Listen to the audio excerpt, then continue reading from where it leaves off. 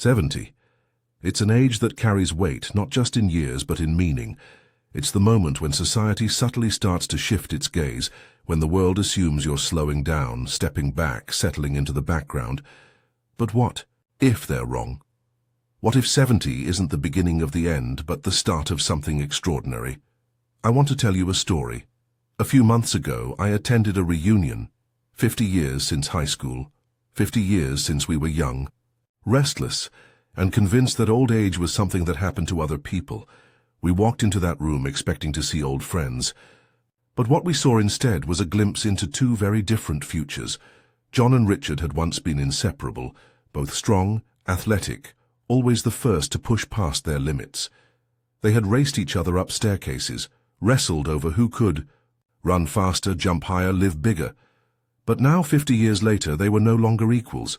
John arrived first, moving with ease, his back straight, his handshake firm. When he laughed, it filled the room, the same confident sound we all remembered. He greeted everyone with the energy of a man who still belonged in the world. Then came Richard. He walked in slowly, leaning on a cane, his steps measured and cautious, his shoulders hunched forward, his breathing slightly labored, as if just making it to the chair had taken effort.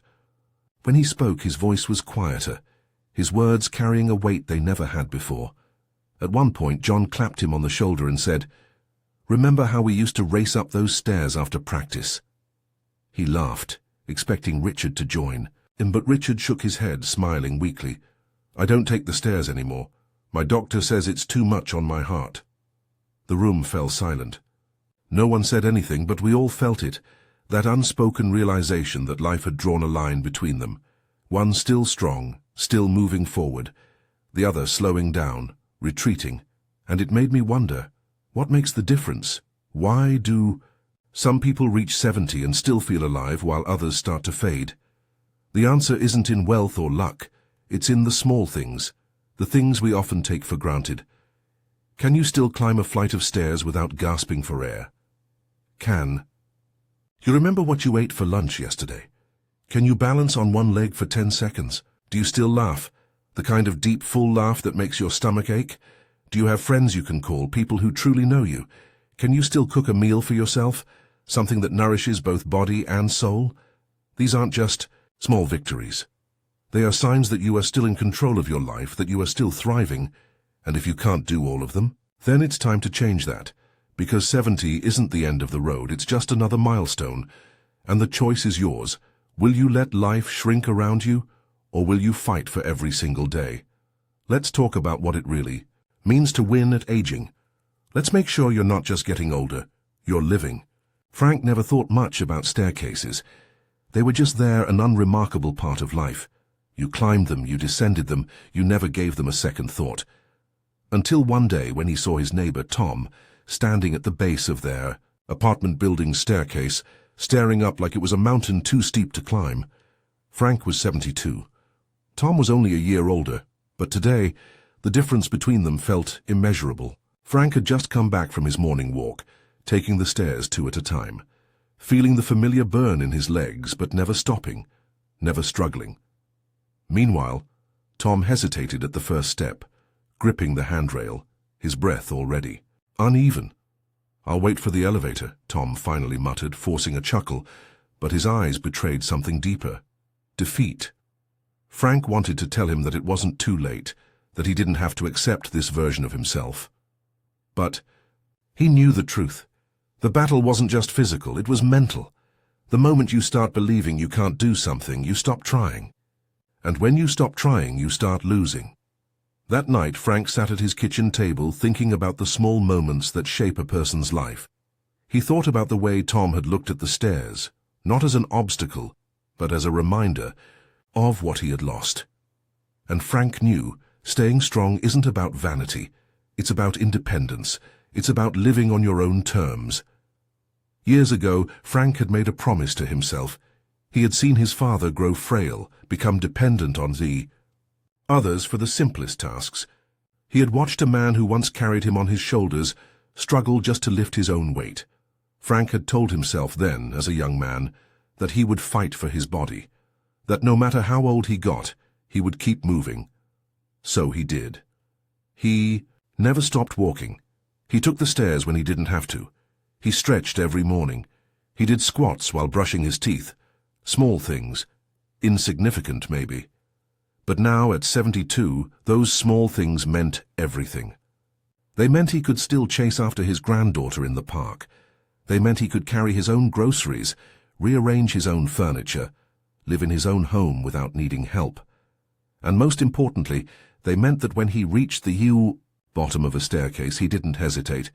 A few days later, Frank saw Tom again. This time he didn't just pass by. He stopped. "Come on," he said, nodding toward the stairs.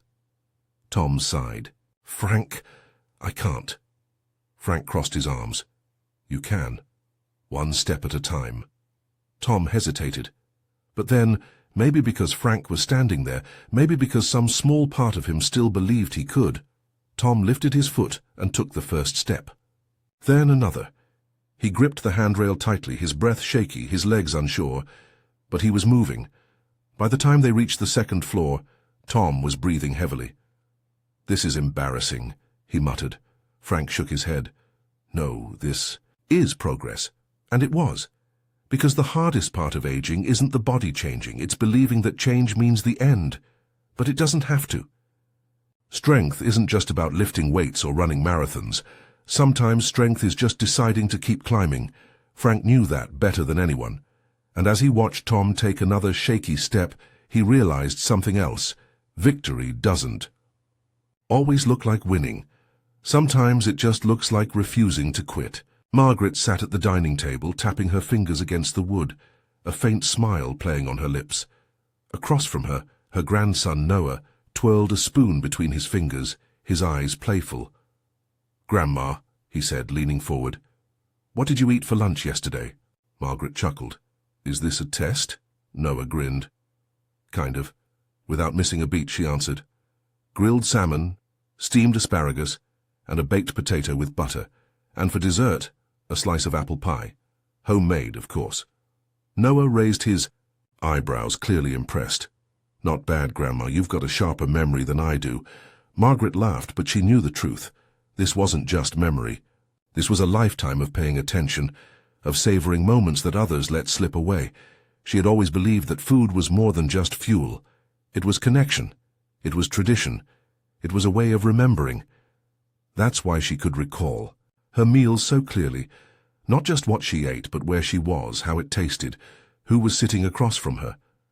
That morning, after Noah left, Margaret found herself lost in thought. She remembered a time, years ago, when her best friend, Evelyn, had started forgetting things. It began with small slips, misplaced keys, forgotten names, but the moment Margaret knew something had changed was when Evelyn couldn't remember what she had eaten just hours before.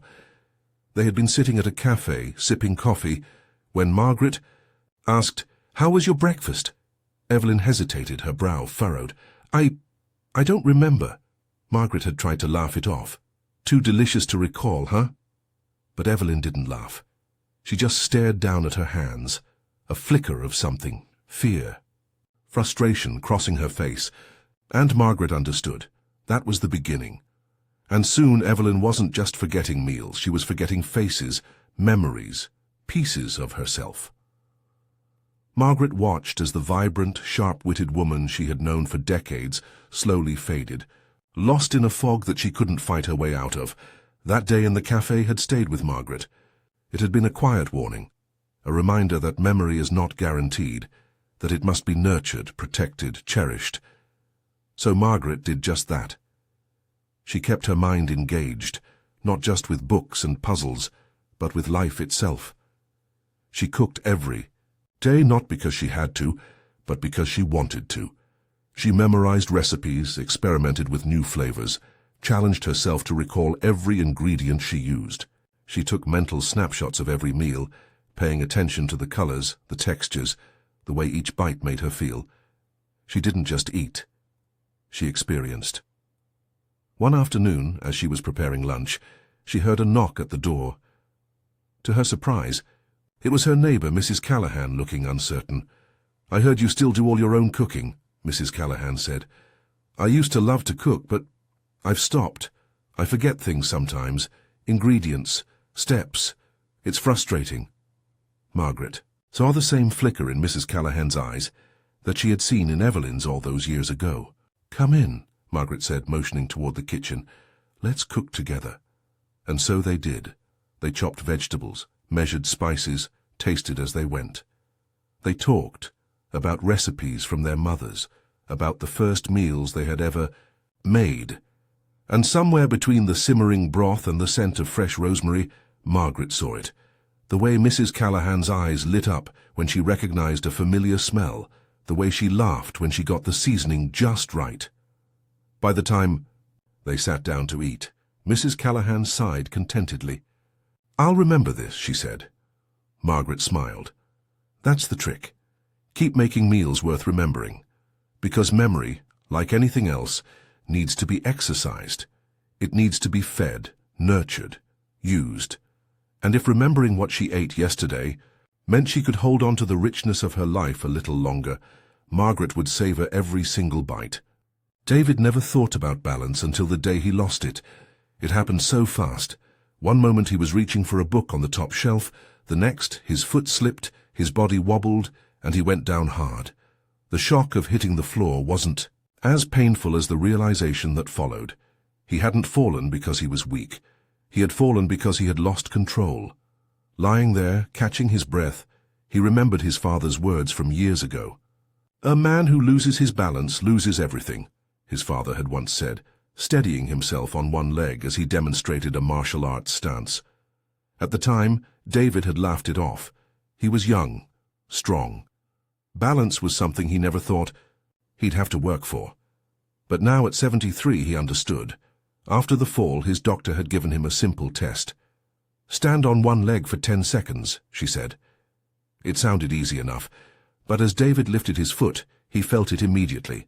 The unsteadiness, the hesitation, the quiet betrayal of his own body. 8 seconds. That's all he managed before his foot touched the ground. His doctor smiled gently. "Not bad," she said, "but not great either. Balance is like anything else. You either use it or you lose it." That night, David stood in front of his eye mirror staring at his reflection. He had always been strong, always been active, but somewhere along the way he had stopped paying attention to the small things. He had focused on walking, on lifting, on staying fit.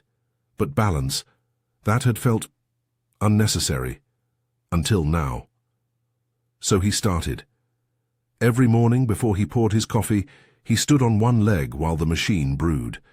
At night, as he brushed his teeth, he lifted one foot, forcing his body to stabilize itself.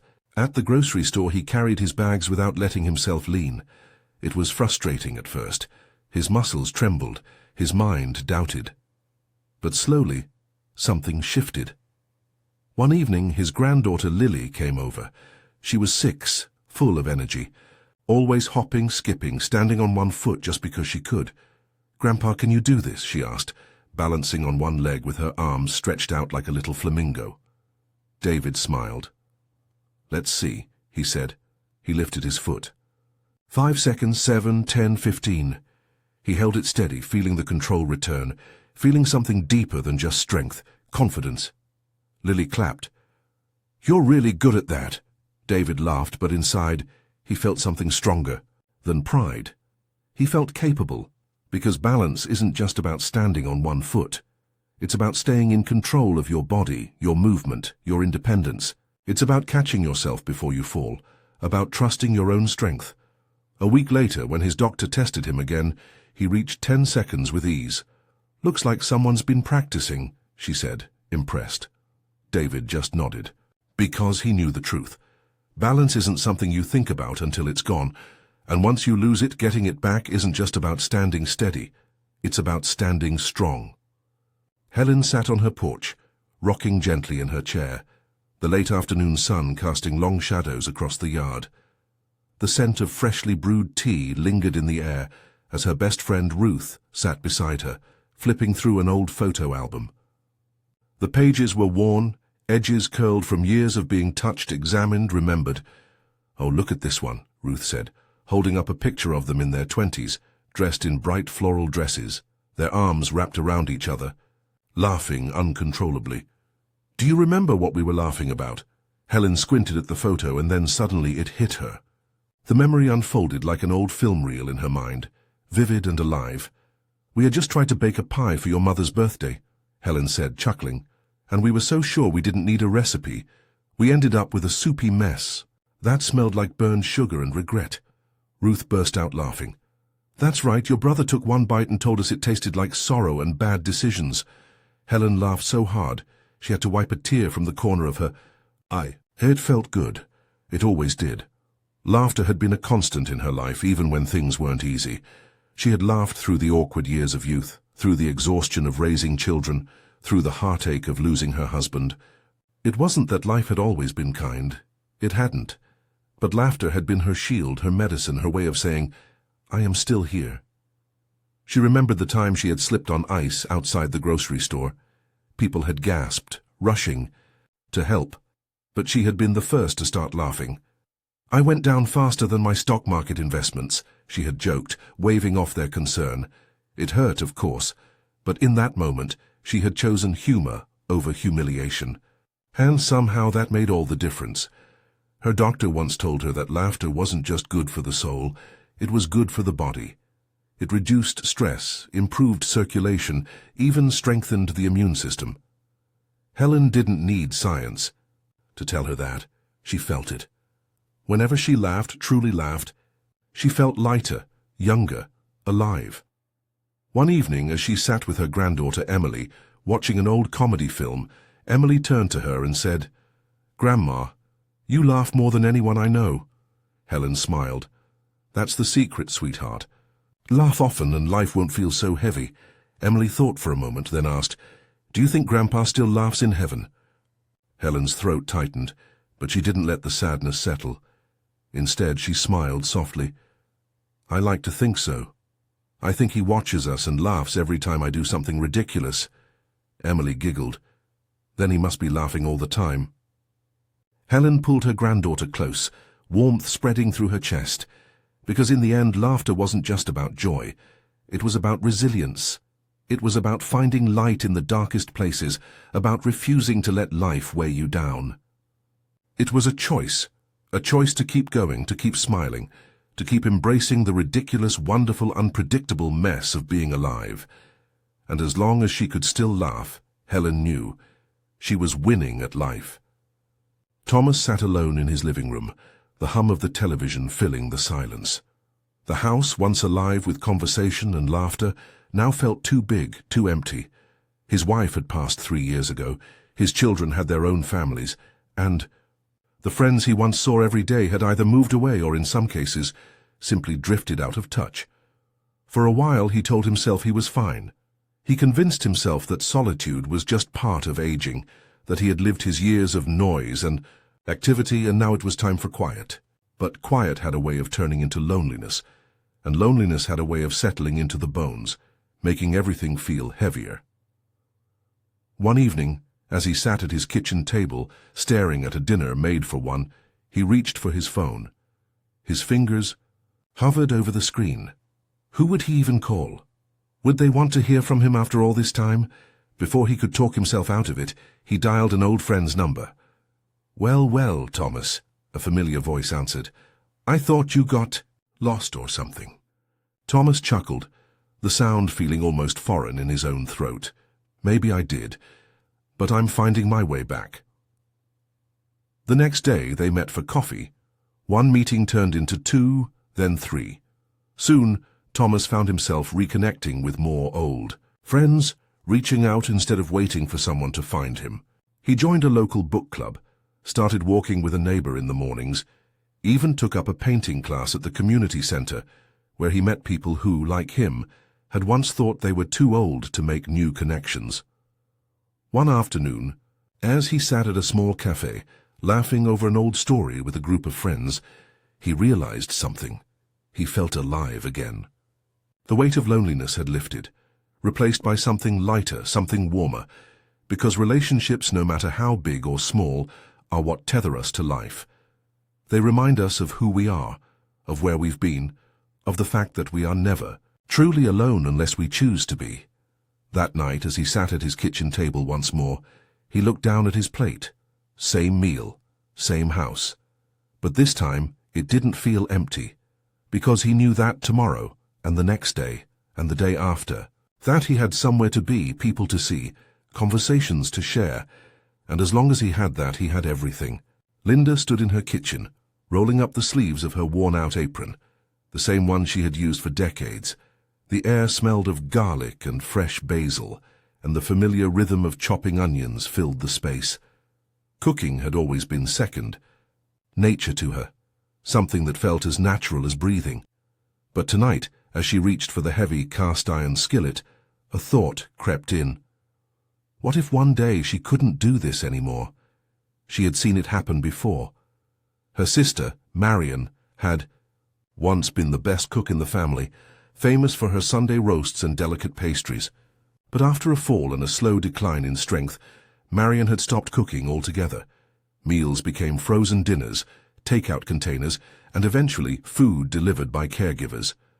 The kitchen, once her favorite place, became just another room. In the house she no longer used, Linda had promised herself that wouldn't happen to her. Cooking wasn't just about food, it was about independence, creativity, and connection to life itself. It was about knowing that as long as she could stand at her stove, she was still in control. That evening, as she stirred the simmering pot of tomato sauce, she thought about all the meals she had made over the years. The birthday cakes she had baked for her children, the Thanksgiving turkeys that filled the house with warmth, the simple grilled cheese sandwiches she used to make for her late husband on rainy afternoons. Food had always been more than just nourishment. It was memory, it was love. The doorbell rang, breaking her thoughts. It was her grandson Jake stopping by on his way home from work. He stepped inside, inhaling deeply. "Grandma, whatever you're making smells amazing," he said, grinning. Linda laughed. "Good food should always make you stop in your tracks." They sat down at the table, sharing a meal like they had so many times before. As they ate, Jake hesitated for a moment before speaking. "You know, Mom was talking about hiring someone to bring you meals a few times a week, just to make things easier for you." Linda set her fork down, looking at her grandson. She knew it came from a place of love, but the thought of someone else preparing her food, of losing this part of her routine, made her chest tighten. "I appreciate the concern," she said gently. "But as long as I can cook, I will. This kitchen is mine and it keeps me going." Jake smiled, understanding. "Then maybe next time you can teach me how to make this sauce." Linda's heart swelled. "I'd love to." Because cooking wasn't just about staying independent. It was about passing something on. It was about keeping traditions alive, about sharing moments, about reminding herself, and everyone around her, that as long as she could stand at this stove, she was still very much alive. 70 isn't an ending. It's a test. A test of how well you've taken care of your body, your mind, and your spirit. A test of whether you've spent your years preparing to live fully or unknowingly preparing to fade away. Frank still climbs the stairs without thinking twice, while his neighbor waits for the elevator. Margaret remembers every meal not just because of her sharp mind, but because she chooses to be present in every moment. David stands strong on one leg, proving that balance isn't just about stability, it's about control. Helen still laughs loudly and without hesitation, because she knows that laughter isn't just a reaction, it's a choice. Thomas keeps his friendships alive, refusing to let loneliness settle in, while Linda holds on to her independence, standing proudly at her stove, stirring a pot of memories and resilience. These 6 things, climbing stairs, remembering yesterday's meal, balancing, laughing, connecting, and cooking, they seem small, but they are everything. They are the difference between simply aging and thriving. They are proof that your body is still strong, your mind still sharp, your heart still open. But what if you struggle with some of them? What if stairs leave you breathless, or your memory isn't as sharp as it used to be? What if balance feels unsteady, laughter feels distant, or friendships have grown quiet? Then start now, start where you are. Strength can be rebuilt, memory can be trained, balance can be regained, laughter can be found again, relationships can be mended, and independence? That's something worth fighting for. Aging is not about how many years you have left. It's about how well you live the years you have. Every moment, every movement, every connection, it all adds up to a life either well-lived or slowly surrendered. So ask yourself, are you winning at life? And if the answer is anything less than a confident yes, then it's time to change that. Because 70 is not too late. 80 is not too late. Every day you wake up is another chance to fight for the life you want. If this message resonated with you, if you see yourself in these stories, then let this be the sign you've been waiting for. Keep moving, keep laughing, keep living. And if you enjoyed this, if you believe in staying strong no matter your age, consider joining us here. Subscribe, share, and be part of this journey. Because life is still yours to live.